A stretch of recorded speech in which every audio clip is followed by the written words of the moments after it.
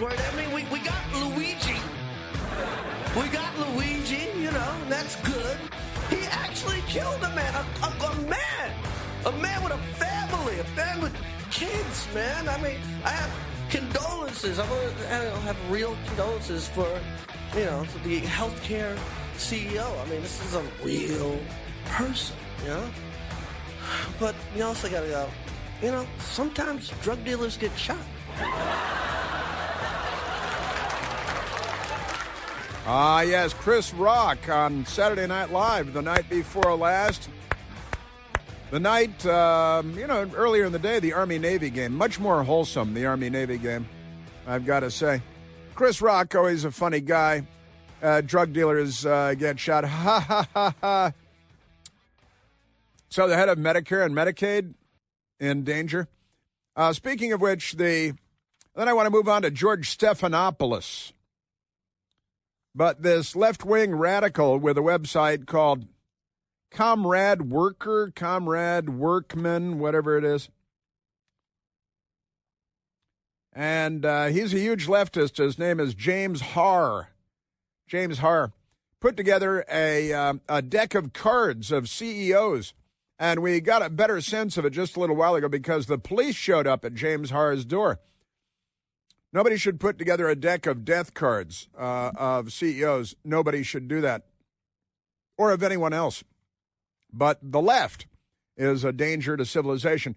And James Haar, the police showed up at his door today, and he posted a video. Hey, the police, but I'm okay. You can sell, I'm all sold out of my cards, but you can still order them, and maybe you can get more.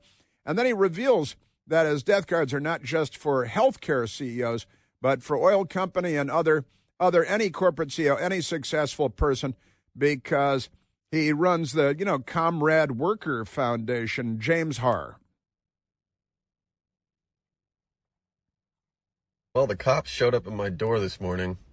I guess making CEO most wanted playing cards gets you noticed.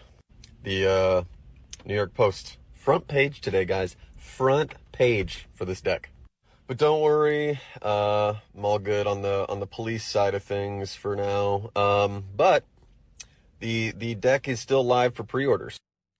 But the deck is still live for pre-orders, so that's good. So the police showed up, but don't worry about the police showing up at his house because it's not really a thing. It's all taken care of. Maybe he's got P. Diddy's lawyer too. Isn't that amazing? Now, isn't it Luigi Mangione, the hero of the Democrat Party? The New York Post has the story, United Healthcare CEO killing suspect Luigi Mangione. Luigi Mangione and Sean Diddy Combs' lawyers, see, the United Healthcare CEO killing suspect's lawyer, and P. Diddy Combs' lawyers are married. How is that even? We're going to need a bigger planet, aren't we? I mean, that's too peculiar. It looks like Luigi Mangione and Sean Diddy Combs have more in common than orange jumpsuits and ankle shackles. Karen Friedman Angiafilo, a high-powered lawyer hired by United Healthcare murder suspect Luigi Mangione, is married to none other than Mark Angiafilo, who has been representing the rapper Sean P. Diddy Puff Daddy Combs as he battles sex trafficking charges. These are highfalutin, high-powered lawyers, aren't they? Kind of peculiar. Friedman Agnafilo is a former prosecutor who ditched her longtime position as the head of sex crimes unit in Manhattan District Attorney's Office in 2021 to join her husband's private firm, Angiafilo Infiltrator, LLP, something like that. It's like that. Isn't that amazing? So before joining her husband's firm, the private sector, Friedman Agnafilo clocked in 7 years as second in command at the district attorney Cyrus Vance's office, son of Cyrus Vance of the Carter administration. It's all a Democrat Party circle fest, I think. Isn't that amazing? But that's kind of an interesting, hey, we got this lawyer lady over here to defend Luigi, and Luigi's lawyer's husband is the lawyer for Sean P. Diddy Combs in his sex crimes thing. Isn't that amazing? Yes, it is. So, the guy with the deck of cards, James Hard, the police showed up at his door today. And he said, but don't worry about me. And it wasn't an FBI raid with a battering ram or anything. Basically, each suit is going to be like certain types of industries. So clubs are going to be like pharmaceuticals and chemical companies. The heart is going to be like retail and real estate, things that you need to survive. Retail. Diamonds are going to be for tech and finance and media. Those and aren't the spades healthcare. are for oil and war. And oil and war. These are the people that the Democrat Party praises. Isn't that amazing? And Luigi Mangione. Just amazing. And the fundraisers. Is there any update on the fundraisers? Because I know they had raised over $100,000 for Luigi Mangione. The Democrats had. Remarkable. All right, let's move on to another, because we've got a lot of other stuff too, including George Snuffleupagus and ABC fake news. Kind of an amazing story, because the people at ABC News, George Stephanopoulos, and the people at ABC News, they smear and slander President Trump because it's what they do. I also have to get to drones. They smear and slander Republicans because George Stephanopoulos is a Clinton administration official who smeared and slandered women, along with the other Democrats, James Carville and so on. I never know what she'll turn up when you drag a $100 bill through a trailer park, and the bimbo eruptions and destroying all the women that Bill Clinton sexually assaulted and all that. Now let's go to, it starts at number 16, right? Let's go to number 16, because George Stephanopoulos had Congresswoman Nancy Mason last year on ABC Fake News, and he's just a Democrat Party frontman. They pay him $25 million a year at ABC News, by the way. George Stephanopoulos makes $25 million a year. And Stephanopoulos is a corrupt Democrat and not a journalist. He had Nancy Mason, and he was attacking Trump with Nancy Mace present, and he used all the wrong words that were untrue about what President Trump had found himself in trouble about when it comes to that E. Jean Carroll story, and what sort of liability there was. Here is a bit of a montage that Michael Piercy made today, George Stephanopoulos, saying all kinds of slanderous, false things about President Trump while Nancy Mace watched agog. Judges and two separate juries have found him liable for rape. Donald Trump has been found liable for rape by a jury. Why you endorse someone who's been found liable for rape? Not it true. It was not a criminal court. This was a civil court. It was a civil court. And by the way, why is not liable for rape? Liable for rape. You don't find it offensive that Donald Trump has been found liable for rape. Not what true. You're doing is defending a man who's been found liable for rape. I don't understand how you can do that. So you've made it very clear you're comfortable with Donald Trump being found liable for rape, even though he's been found liable for rape. In a civil judgment, not a criminal court case. But you go ahead and keep shaming women who've been raped. Good luck with that. Nancy Mace says she has been the victim of a sexual assault herself, and she tried to slow down Stephanopoulos, but he just did it over and over and over again. As you can see, I think 10 times. Liable for rape. And this is the guy that worked for Bill Clinton. I've met Juanita Broderick. I've met Paula Jones. I've met Monica Lewinsky. And there is a long list of women that have, including, I believe, Paula Jones, who I met in Little Rock, Arkansas. She worked for the state of Arkansas. And in my previous life, I met her down there in Little Rock, doing a story on Bill Clinton being the pig that he is and always has been. Now, George Stephanopoulos and ABC apologized to Trump, are forced to pay $15 million to settle defamation suit. And this is a precedent-setting legal case. ABC News will pay $15 million as a charitable contribution to a Trump Presidential Foundation and Museum. I also saw that George Stephanopoulos will have to pay $1 million out of his own pocket, but they do pay him $25 million a year, so it shouldn't be too hard.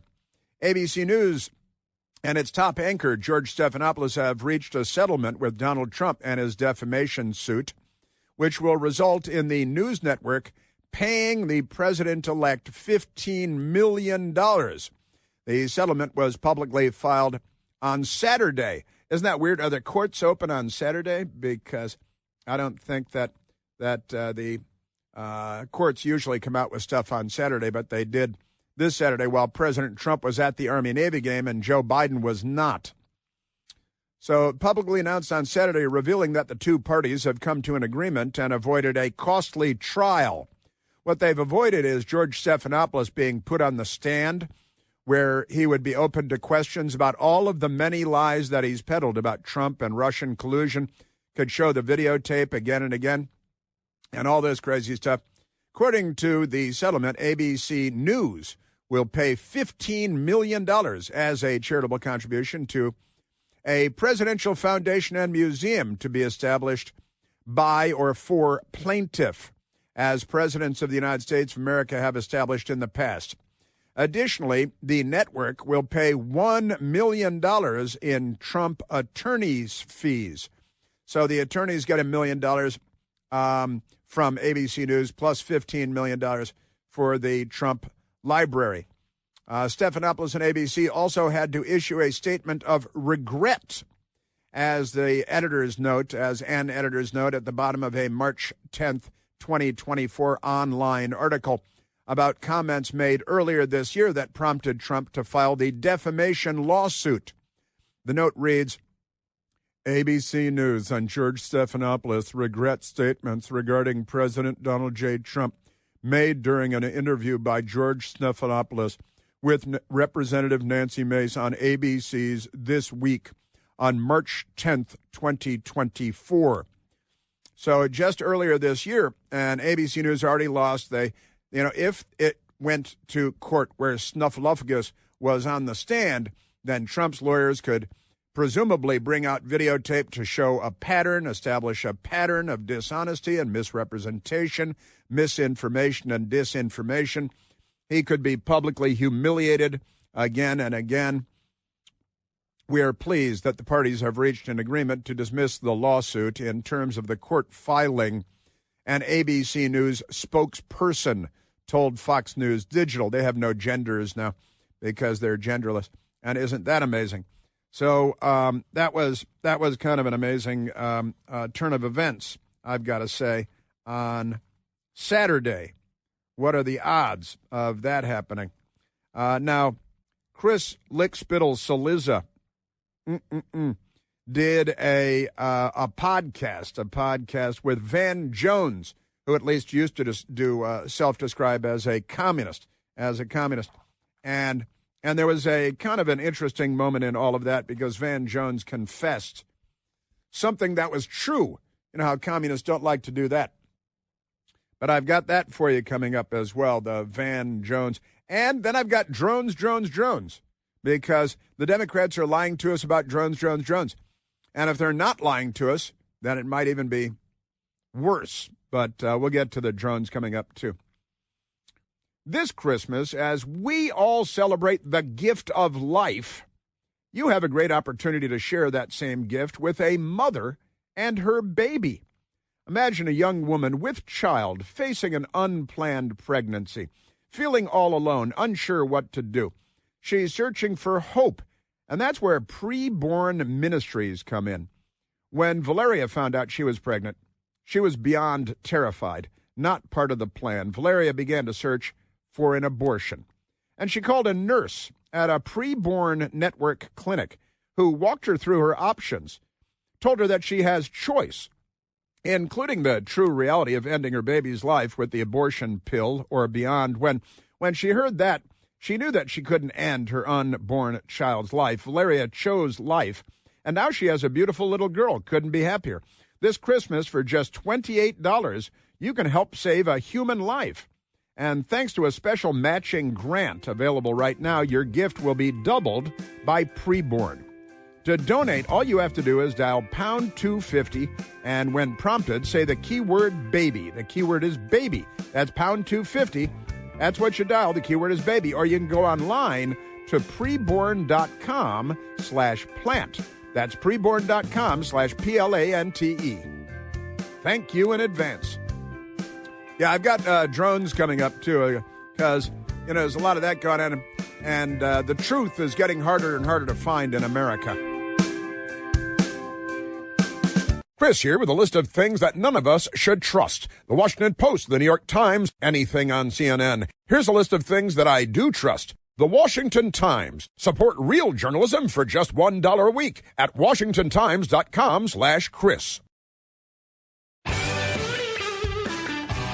Now, President Trump was found guilty in a civil action by E. Jean Carroll of sexual abuse, which is a completely different legal standard in the state of New York, and I assume elsewhere, than rape. All right? Sexual abuse, and he was found liable. And E. Jean Carroll, who said that rape is sexy and erotic on CNN or whatever she said, and erotic, I think she said, and that was Manderson Pooper that, like, well, okay, we're ending this because she's away. She can't tell you what year this thing allegedly happened at the Bergdorf Goodman in New York. Never mind all that. And for George Stephanopoulos to be pushing this when he was a professional liar for Bill Clinton, who was accused of sexually assaulting and raping more women than I could list in a 3-hour show.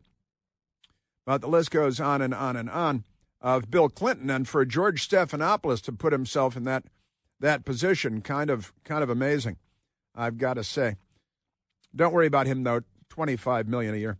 All right, let's go to Chris Lickspittle-Saliza talking to his Bolshevik pal Van Jones, because they had an epiphany over the weekend that Trump is smarter than they are. How the hell did Donald Trump figure out Lickspittle that the mainstream media is the fringe and the fringe is now the mainstream? But like, how the hell was he, the 78-year-old guy who doesn't even have a computer, writes handwritten notes? How did he become the guy who cracked the code on, to your point, running a cultural, I don't even want to say campaign, running it was a movement.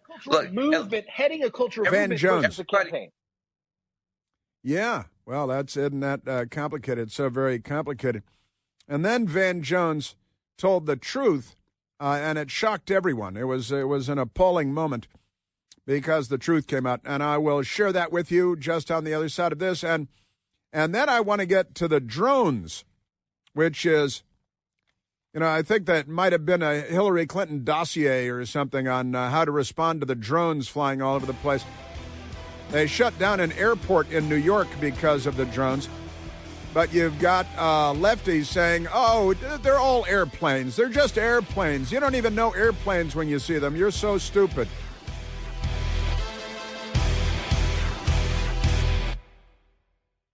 The Democrat Party is, of course, the party of children and Jeffrey Epstein and abortion and failed schools. And Joe Biden got in a little bit of hot water for pardoning a judge in Pennsylvania that sent kids to jail for minor offenses because he was getting cash kickbacks. And one of the biggest scandals in the history of Pennsylvania, which has been around for a while. And Joe Biden pardoned this creepy judge. And even some Democrats are bent out of shape about it. But they're not the party of children. That's a big lie. Michael Conahan, the judge, convicted of accepting $2.8 million for jailing more than 2,300 children, some as young as the age of 8 years old. And the judge was found guilty and sent to prison. And Joe Biden just pardoned him because they're the party of children and prison and child abuse and harvesting organs.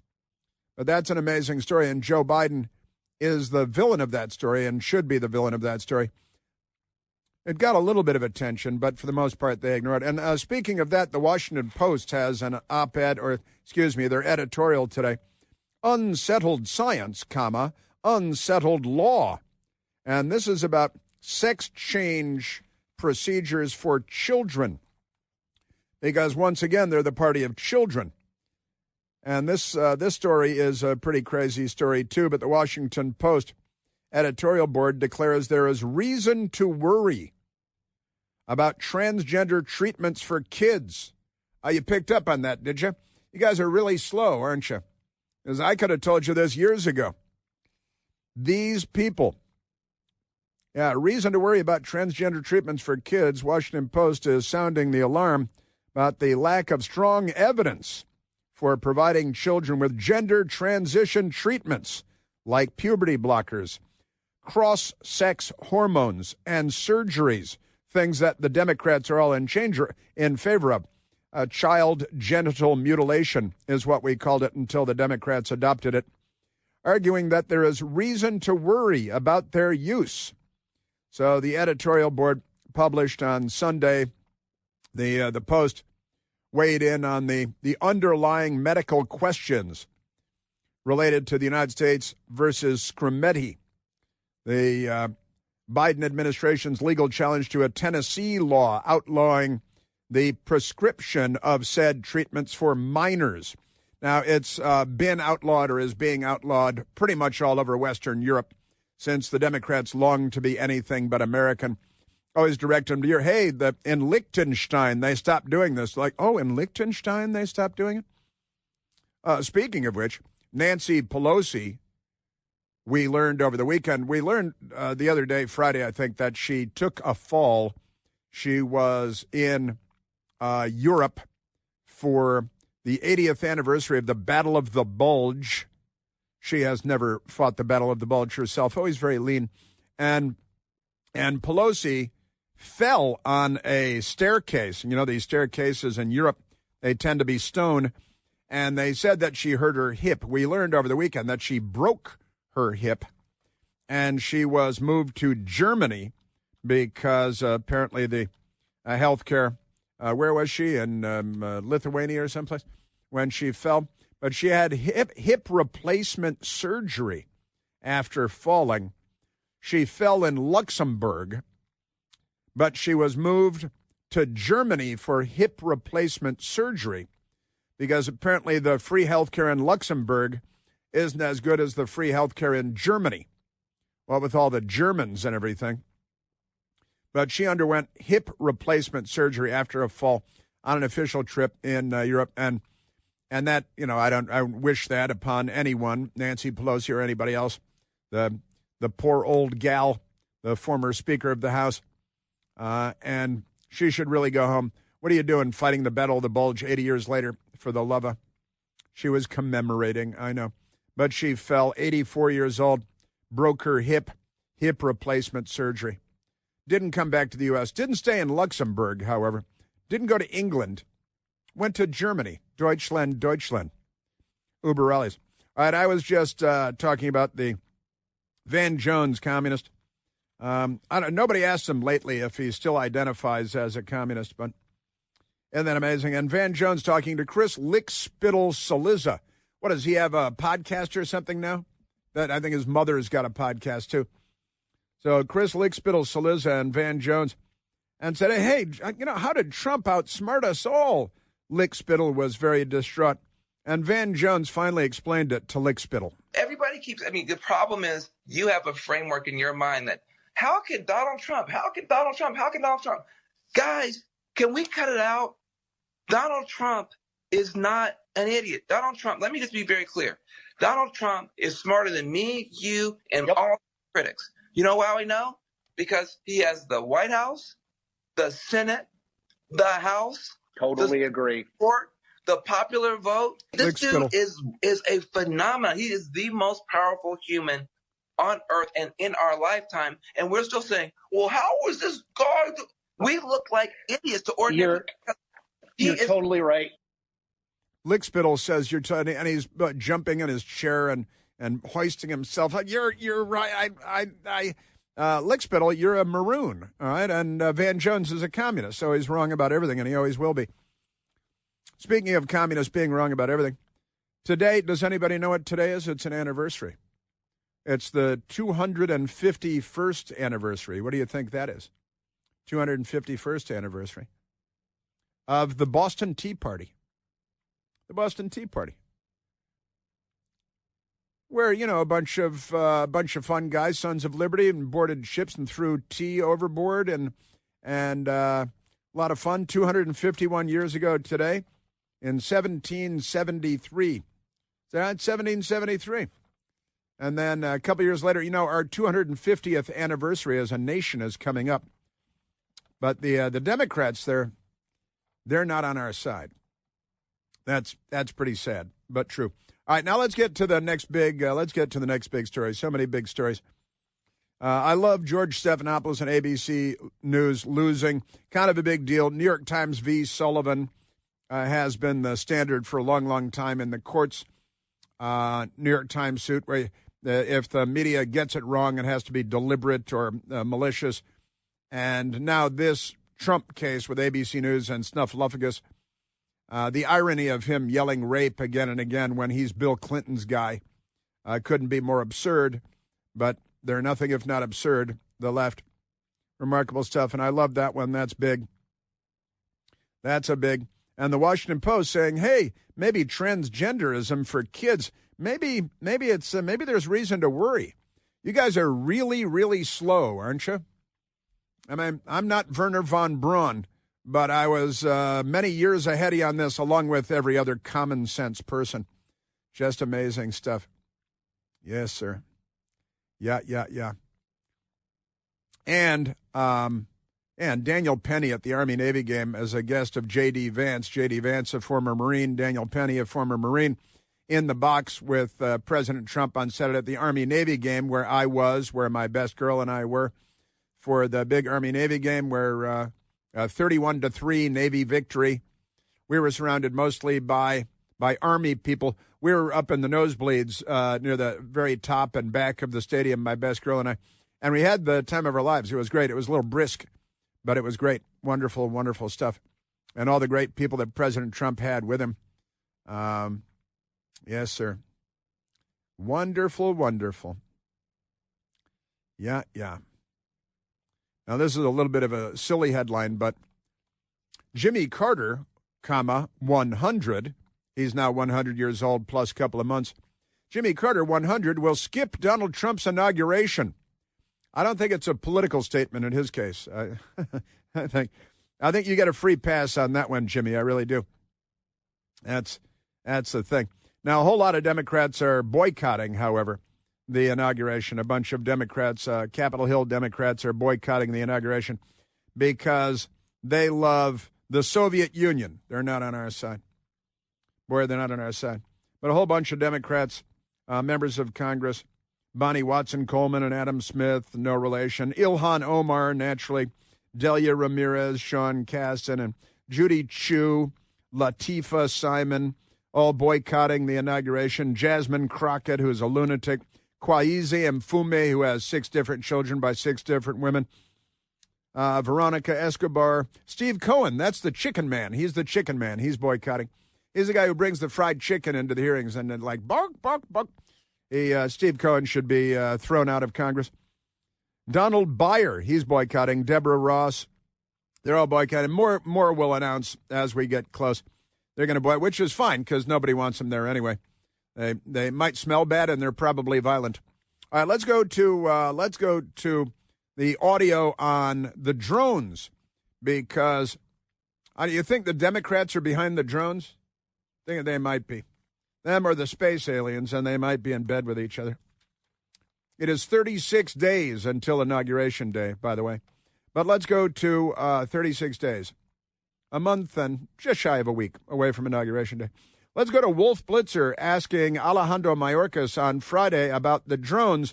And our Secretary of Department of Homeland Security says, there's nothing to see here. People are just imagining things. President-elect Donald Trump, he just called on the Biden administration for you guys to either release any information it has about these mysterious drone sightings or shoot the drones out of the sky. How do you respond to the president-elect? Well, first of all, the statements I've made already are the principal message that I want to communicate to the American public. We haven't seen anything unusual. Nothing we unusual. know of no threat. Nothing unusual. We haven't seen anything unusual, and there is no threat. Really, because there are a lot of people in New Jersey and New York who think that this has all been very unusual. Congressman Chris Smith from New Jersey talking about Mayorkas and what Mayorkas said. Homeland Security Secretary Alejandro Mayorkas shockingly said this week, "We haven't seen anything unusual. We know of no threat," close quote. Is it unusual? Is he kidding? How does Secretary Mayorkas, who infamously told us for years that our southern border was secure and closed when we know it's not, and now insult our intelligence that we haven't seen anything unusual? Well, they love insulting intelligence, so we should bring him to court on that. Congressman Chris Smith, Republican from New Jersey, where these drones are all over the place and millions of people have seen them. The elusive maneuvering of these drones, I would suggest a major military power. I've written Defense Secretary Lloyd Austin asking the Pentagon to authorize the use of force to down one or more of these unmanned threats to uncover the mystery. Bring them down over the ocean, over an area where there's no population. Bring them down and find out who's doing it. Find out. That seems like perfectly. Don't we pay trillions of dollars for national security and national defense? Don't we control our own airspace? And pretty wacky. Mayorkas yesterday on This Week with George Stephanopoulos. In September of 2023, the Federal Aviation Administration, the FAA, changed the rules so that drones could fly at night. And that may be one of the reasons why now people are seeing more drones than they did before, especially from dawn to dusk. Yeah, that's probably. That is the reality. That's the reality, is that they changed the FAA rules so you can fly drones at night, and then everybody sees them at night, and that probably explains the whole thing. You're fired. Mayorkas. It is our job to be vigilant in the federal government with our state and local partners on behalf of the American public, and we can assure their safety by reason of that vigilance. We've deployed personnel, technology, and if there is any reason for concern, if we identify any foreign involvement or criminal activity, we will communicate with the American public accordingly. Right now, we are not aware of any. If we become aware of any, we will communicate accordingly and take appropriate action. Yeah, sure. That seems like a great idea. Gordon Chang, all-around smart guy, scholar, analyst, China expert, was asked about that. And this is something that I heard last week. I'm not sure if I shared it here or not. But one of the hypotheses is that this is our own government, which is why our own government is not alarmed and just lying to us about it.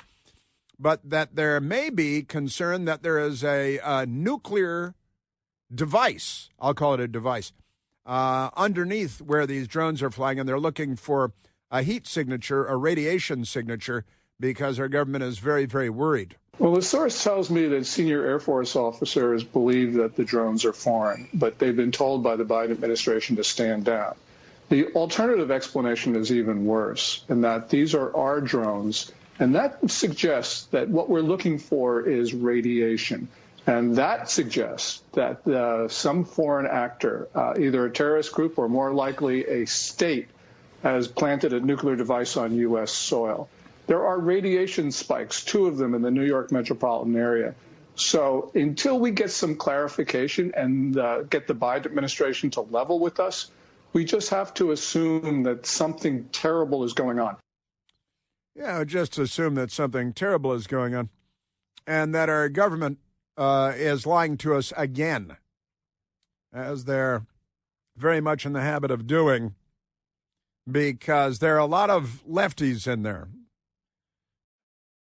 Some of them call themselves Democrats and some of them don't. But, hey, I don't know. Do you have, does your iPhone have like a radiation detector? Well, I live in Washington, D.C. I should probably be scanning everywhere you go. Looking for their radiation signature. And the macro issue here is that we don't trust our own government anymore.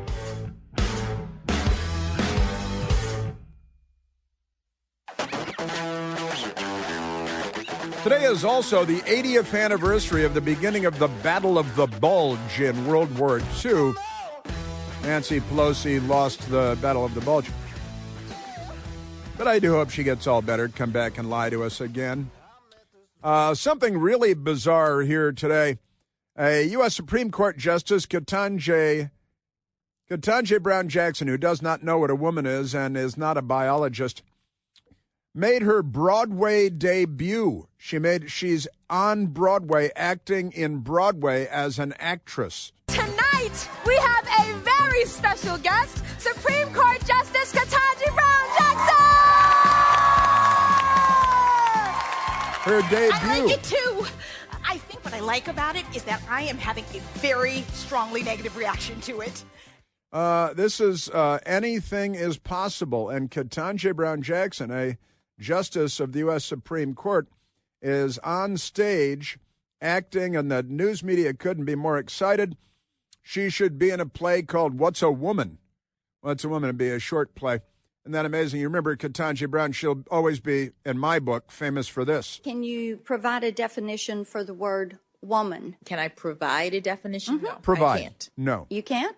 Not in this context. So I'm not a biologist. It's an adult female human. That's what a woman is. You are a woman, and you don't know what a woman is. Isn't that amazing? Supreme Court Justice Ketanji Brown Jackson made her Broadway debut this weekend. She also made history as the first member of the nation's highest court to grace its storied stage, according to production that invited her.